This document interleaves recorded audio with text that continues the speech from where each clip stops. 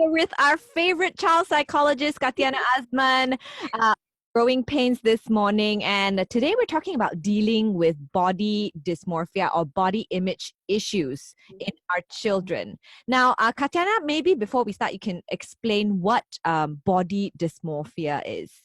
So body dysmorphia is basically a distorted pattern of thinking, which is why it falls under the category of a mental illness.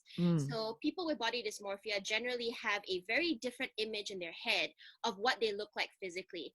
So you could look in a mirror and you could see that the person, most commonly with women, they look maybe this big in the mirror, but in their head, the way that their brain processes it, they're probably about 2 times larger. So it's a distortion with regards to how they see themselves physically. It doesn't just restrict to, or it's not just confined to physical, to weight, which is a common misconception. A lot of people think that it's about, oh, I feel like I'm overweight or I'm too skinny or so on and so forth. It also happens with regards to a fixation to a particular area of their body. So some individuals report they feel that their nose is crooked. Some people will report they feel that their legs are too skinny. So it could also mean a fixation on a particular part of their body. And this is way more extreme than what I think all women have a certain, connection to this, because it's like, oh, I don't feel like I'm the right size, I'm the right weight. But body dysmorphia is more significant than that, to the point where people become very anxious about the idea of being out in public because they feel that they're so unattractive or they're so disfigured as a result of their body dysmorphia. Okay.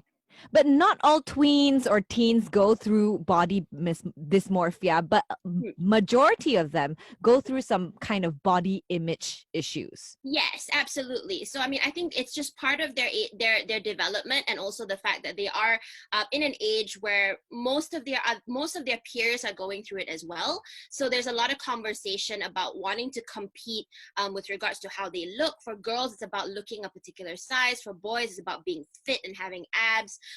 So it is something that that is more commonly discussed, I think, sort of physicality with regards to teenagers and tweens, but not every teenager or every tween will develop body dysmorphia. Okay. Now, what are the telltale signs that we look out for in our children, though, when they're suffering from certain body image issues? So of course, like that word earlier, fixation, right? So if you're having a young child, or if you have a teenager, in your care, who seems to be just very obsessed over a particular thing with regards to their body, so whether it's weight, whether it's, again, sort of one part of their body, the way that they look, they're often making comments about how unattractive they find themselves, or how they don't like, this particular part of their body. They try really hard to cover it up. So with girls, or even boys, you might see them dress in baggier clothes, or they'll kind of like put a lot of effort towards how they look to make sure that they can mask that part of their body or that area that they don't like. And in its extreme form, and this is actually one of the criteria for diagnoses, is if they're starting to avoid social interaction as a byproduct of this. So if they're starting to not want to go to school, not want to hang out with their friends because they feel so self-conscious, those are really sort of red flags for body dysmorphia. But if that's like a red flag, that's pretty late already. Would the earlier signs be they're looking at magazines and they love a certain particular actor or actress who only looks a certain way, that's super stick thin, maybe? Well, that's what it gets kind of tricky, because I feel that every teenager or every will kind of say, like, there's a particular role model that they would like to follow, or they will kind of make sort of off the hand comments about that. I don't like how I look in this. I don't like that my thighs are chubby. There will be these comments that I think are very common, and so I don't want to alarm parents and make them go, oh my gosh, I need to start panicking if my child is saying this. But definitely, if you're seeing them become quite obsessed with regards to a particular sort of image, and I've had certain cases where, especially with social media, I've had certain cases where teenagers were very obsessed with regards to some, Instagram influencers who were, very fitness oriented. And so they kind of kept saying like, oh, she did that, so I must do this. There's a sort of like an obsession. then that's probably an earlier sign. But I tell parents, if your kid is kind of making these comments, try not to jump on them immediately. If they're kind of making comments about how they look and how they don't like how they look, it is quite normal, but just kind of keep an eye out and try to start a conversation about it with them, just to give you a bit more of an understanding over whether it's a concern or not. Okay. But does body image issue tend to lead to something a little bit more sinister, like eating disorders in the Yes. future? Yes, unfortunately, body dysmorphia is one of the leading contributors to eating disorders, so anorexia and bulimia. There's also some connection with body dysmorphia and things like anxiety and depression, because they're so uncomfortable in their own skin, it develops into a mood disorder. So it might start as something that a lot of people tend to brush off, and actually it's something that happens with both men and women, so with both boys and girls. But I think that prevalence wise, we see more girls coming forward because boys are a lot better at masking it. So if your teenage boy decided that he wanted to work out a lot and go to the gym 5-6 hours a day, parents are a lot less likely to consider that an issue. They will kind of go like, oh, well, he's just being a boy, but there could be some underlying body dysmorphia, which is making him feel that he has to keep up to that level, right? So I think that it's because of that we have to be kind of careful, because there is a lot of link with other mental illnesses. Yeah. But how does bulking up, like putting on muscle, I don't think that's, for me personally, I don't think that's as big an issue as cutting off whatever you're trying to eat. That's more dangerous to your body, isn't it? Yep. I mean, of course, there is. If you're restricting food, so if we're looking at eating disorders, yes, it is a more imminent danger, because you can have physical complications as a byproduct of eating disorders. Unfortunately, a lot of the individuals who ignore that fluffy cat that jumped in the background. So there have been a lot of unfortunately cases that I've worked on where the children have had to be admitted as a byproduct of a lot of medical complications due to eating disorders. So absolutely, those eating disorders do have a more imminent danger. However, in extreme cases of sort of bulking up, you do see young children looking down the route of things like performance enhancing drugs and stuff like that, because they feel that they have to get bigger and bigger, and then also about the physical toll that those actions take on their body. So that's the type of thing that that's why for boys we don't see it as often unless they're coming forward with an eating disorder themselves, which can happen with boys. Boys can develop eating disorders. So it is something that I feel is more obvious in girls, because if girls are talking about it, I think also just awareness, we are often a lot more aware if girls are commenting about their weight and things like that. But I feel that boys kind of get overlooked a little bit in this area. So what is the right way? Is there a right way for us to approach this subject with our children if we see something that's not really right? Generally, I encourage parents to have as much body image positivity as possible. One of the things that I do find really troubling about Asian households, and I take this from like a personal thing as well, is how easily family members will comment on someone's weight or a child's weight. Exactly. Oh, They will praise someone. Oh, you've lost weight, right? But you never praise someone when they put on weight. Yeah, and then you put on weight already, yeah, and it's so easy for them to be like, yeah, you put on a few pounds, huh? Yeah. So it's something that is, I think, just so much more common in our culture.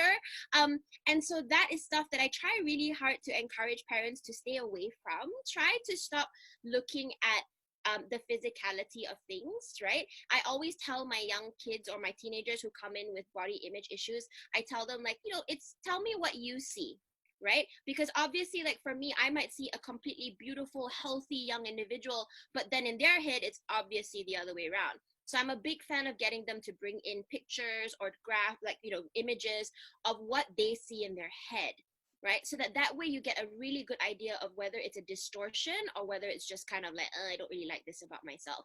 So if you do have a young individual, if you have a teenager who you suspect or you have concerns about, then the first thing that you want to kind of be very gentle with how you start the conversation. So don't say like, hey, like, why do you do this? And don't be so don't reprimand. Try to be like, I've noticed that you're kind of eating a lot less than usual. Is everything okay?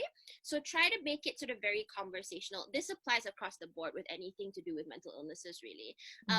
but try to not tell them what to do, which is also another thing I find that adults sometimes do. You should eat more, you should do this, you should stop doing this. Try to kind of change that to kind of ask them instead, why is it that their eating habits have changed, for example. Why your clothes, why are you dressing, a couple of sizes too big? I think you could wear a size that's 2 sizes smaller, actually. You could kind of make it just stuff like that to have them be aware that there is a distortion. And if they're saying things that, sound like an alarm to you, then that's probably a good idea for you to kind of reach out and see if there's something you need to worry about. Now, what can we do then to sort of motivate our children if it's not body dysmorphia disorder? Like, what can we do to sort of motivate our child to love their own bodies, right, regardless of shape and size? It is a very, very tricky thing because, of course, we can try to make the home environment as body positive as possible. We can constantly sort of praise our kids for non-physical things like kindness and all of that to kind of make them feel like they're better regardless of, how they look. But then we can't protect them from what's happening at school and what's happening on social media, because these issues are super, super important.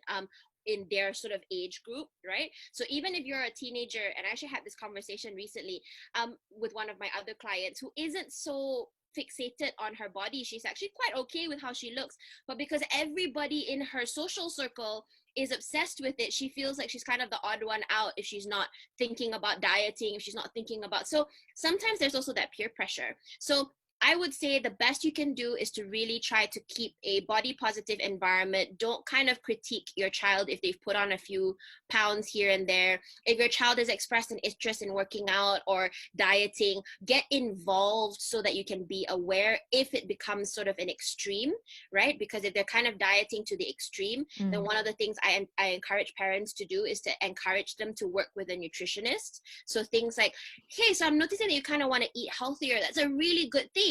But let's go speak to someone to make sure that we're doing it so that we're doing it in a healthy way, so we're not getting sick and stuff, right? So you don't have to panic, but just try to have these conversations so that you're doing it in a way that's healthy for the child. Because remember that teenagers and children still need a lot of the nutrients that are being cut off in these diets, right? Because their brain is still growing, their body's still growing, so they can't be going on these 700 calorie diets that they might find on the internet, right? So it's always good to get medical advice, but instead of kind of reprimanding them and getting them all scared, you can kind of offer that and say like, hey, I've noticed you kind of want to do this. I think it'll be a good idea for us to do it together. Then that way we can keep each other motivated. Let's go to a dietitian and see if we can get some advice on how to do it healthy, right? So stuff like that is really helpful. But at the same time, if they are coming back and they're kind of discussing some things that are being discussed at school, same thing applies. Get involved. You can't protect them from that, but have them talk about it with you. So, okay, so who's this influencer that you guys are all looking at? Can I see some of her pictures? I'm, interested. Get involved, because that's the only way that you can kind of keep an eye out for what's going on at school. Okay. How important though, Katyana, how important a role does a parent play compared to the peers in sort of perpetuating this positive body image issues? Will they listen to parents, or they prefer to listen to their peers, Well, depending on how old they are, of course, the peer element has a lot more standing, right? So a child in sort of like upper primary, for example, would probably be less concerned with their friends as compared to if they're sort of 16, 17. So obviously the role of friendships become more prevalent or more intense as they grow. But it is really, really important still for mom and dad to set the tone, because no matter what, you are the adults that they do refer to. And if you are kind of making all these comments, if you are kind of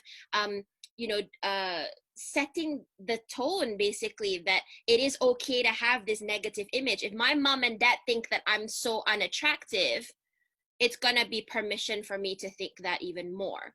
So it's really important that, yes, we cannot protect them from what their friends are saying, but we still need to make sure that there is this environment at home for them, so that if they are hearing negative comments, for example, at school, if their friends are teasing them, if we've created an environment that's very supportive and very encouraging, they're going to be more likely to come to us and talk to us about how they feel. So it's, either way, it's super important for parents to take on that role.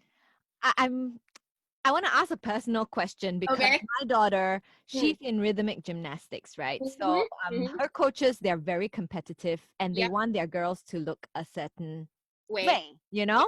Yeah. And there was one time where the coach actually came to me and said that, you know, my daughter's hips are getting a bit wider and she's 8.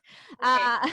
And I'm in my mind I'm thinking, yes, I want her to do well in the sport, Mm. but to what cost, you know, Yes. what Yes. cost? Should I tell her that she should stop eating, you know, carbs at this age? Mm. So sometimes, you know, circumstances or other adults sort of Mhm. forces their body image On uh, the children. on the child. Yeah. So what can we do? Should we intervene? Mm. Should we just not tell? I mean, should I not tell her?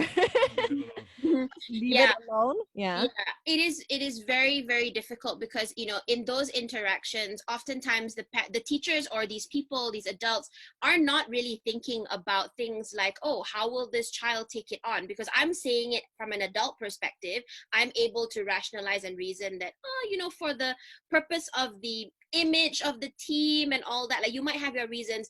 But when you are giving this type of comment to a young child who, I'm pretty sure I've mentioned this in our other talks before about how, the development of the brain, they're not going to be able to understand that reasoning, right? So I think that if you have somebody who is portraying or projecting this type of image onto your young child, I would definitely want to intervene. But how much you intervene depends on the degree of the type of interaction their child is having. So if your child is really keen on staying on with this team, then I would probably start with your daughter and just be like, if she's hearing about it, if she's heard the comments that the teachers have made, then kind of go, yeah, I know that the teacher has kind of said that, right? But the reason why the teacher said that is because that sometimes it might make it difficult for the girl to do the acts that they want to do. But do you have that problem? No, right? So I think that's perfectly okay. So you kind of want to address it with your child first. But if they are being really pushy, and I did 10 years of ballet. I know all about this culture of needing to stay small. I'm sorry, I did not grow up to be tiny, right? I grew up to be a little bit more curvy. And it was a lot. And when I was, 14, 12, 13, 14, it became really, really difficult to exist in that environment because I was constantly getting teachers, other students telling me that I was flat out fat. Right. And it was, and ultimately that led me to quitting, which was really unfortunate because I spent so much time on there. But if you're getting it so consistently, then you should intervene, right? And have a conversation with them and say, look, I understand that it's preferred if the girls are really small, but I'm concerned about the fact that she's only 8 and I do not want her to develop any food aversions at this point in time. So if her body image currently, or if her body shape currently is not impacting upon her ability to be a good gymnast, then I'd kind of like for us to table that conversation. Yeah. But it is difficult because I know for a fact that adults don't think about it, because for their perspective, it's not a big deal. What? Yeah. You just lose the weight lah, but yeah, but they're only 8, they're growing, and every child has a different body shape. It's not exactly. You can't fit the child into the sport just based on body shape. Exactly, right? And at the same time, like, we can't control how their body grows, and once she hits puberty, her body's going to do even more changing. So we want to limit how much our children dislike how they look, right? Because there have been very extreme cases of body dysmorphia, for example, where young women are going into surgery after surgery after surgery to try to alter the way their body looks based on a particular kind of image that they need to have. And we kind of want to limit that as much as possible from as early an age. So actually, on that, let's say it's not your kid, if you see a family who's let's say the mom has issues, who always wants to have surgery after surgery after surgery to look great or whatever it is, and then you see that her child is going through something similar, should you say something to that family and say, because you're influencing your child?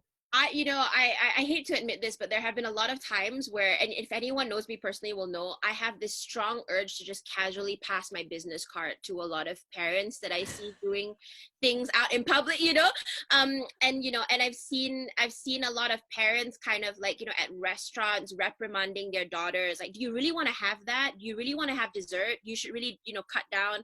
And it breaks my heart because I just want to go there and give their daughter a hug, right?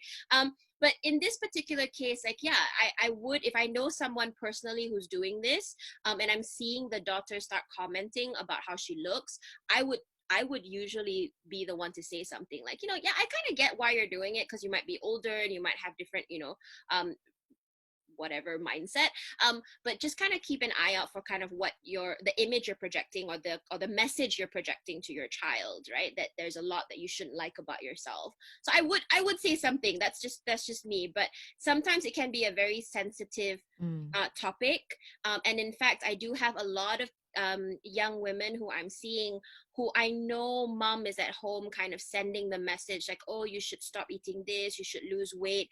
And then they come to me for sessions and I do all that I can to kind of work on that during the session.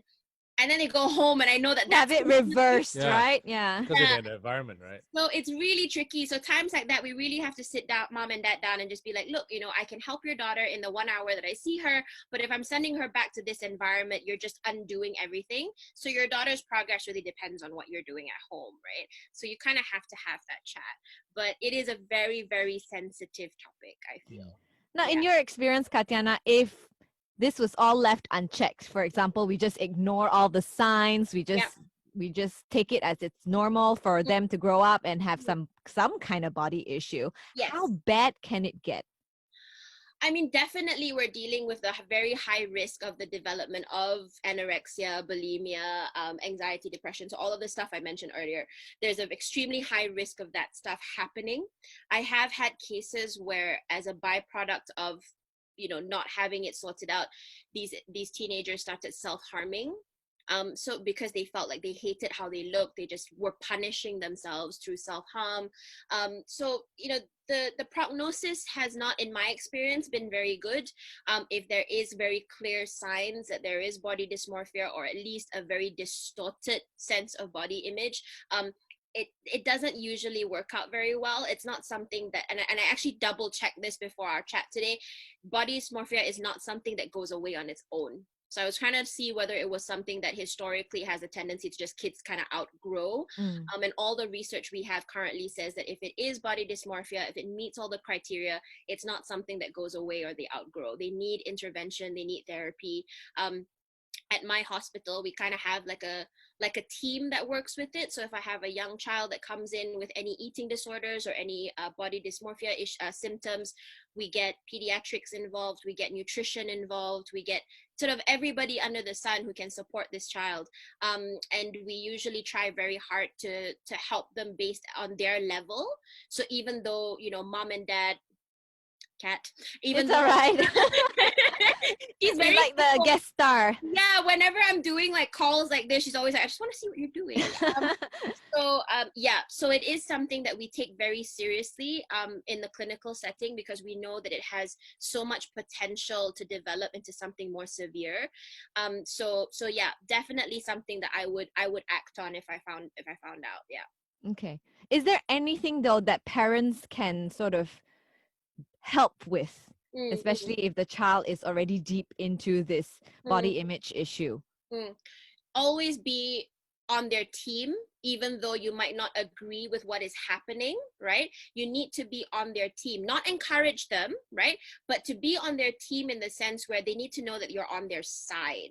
Because the only way to really get control of body dysmorphia is to be able to know what your child is seeing, because we can't see it, right? Unlike, for example, like self-harm, where we can see the scars on the outside and know, okay, she's had a bad episode. With body dysmorphia, we're dealing with an enemy that we can't see, right? It's an image in their head, it's a narrative in their head that they can't really run from. And so you need to be able to be as open with your child as possible, so that you can get direct insight into what's going on with them. You might not be able to fix it, right? Which is something that parents sometimes feel they need to do. You can't force your child to eat. That's going to make them even more phobic of eating if they're restricting food. So be on their side so that whenever they feel overwhelmed, you're going to be the one that they come to and say, I feel really uncomfortable today. Why do you feel uncomfortable today? Well, I went to school and my friend she was telling me that she lost 5 pounds and it made me feel really crappy about myself, right? Example, right? And that could be the moment where you go, okay, well, why did it make you feel crappy that she lost 5 pounds? Have these conversations with your kids so that they know that it's not something that they should be afraid of or avoid, that there is a solution that can be had. So that's what I tell parents often, is that you might not be as active a role as eventually the doctors or the psychologists and all that, but being able to have these conversations with your kids, you're probably doing more in the long term than any of us. So yeah, I think a lot of parents, like you said, they're trying to fix it themselves. They're trying to give them answers. Yeah. Where they don't even understand how to fix it.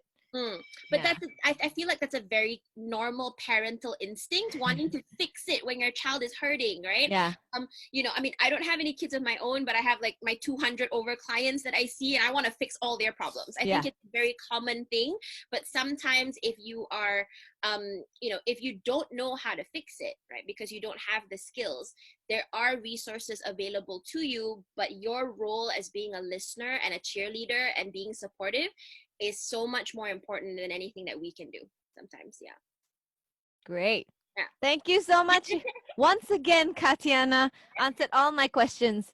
Sometimes you so much. I catch myself saying that I'm not going to eat that, so fattening. And then in front of my daughter, and No, but times like this is hard though. Sometimes you see a kid who is obviously having way too much bad food. Yeah. Yes. Right. And then it's going and the parents are completely fine with it. And then you say something, then the other side of it is, if you say something, then it's like body shaming. But then the kid is obviously going to go through some major health issues, and then you want to say something, but you can't.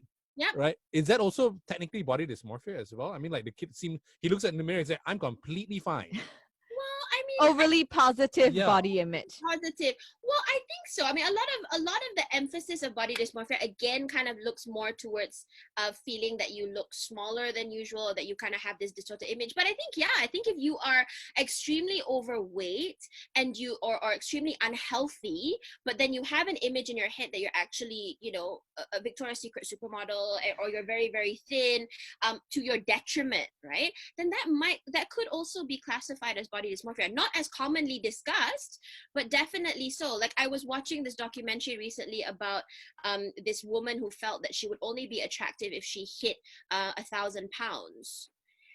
Dude, there's a documentary, you should watch it. It's pretty, so to the point where she was, force feeding and everything, like, it was pretty severe. And the reason was because she felt that she would be the sexiest, most attractive if she was 1,000 pounds.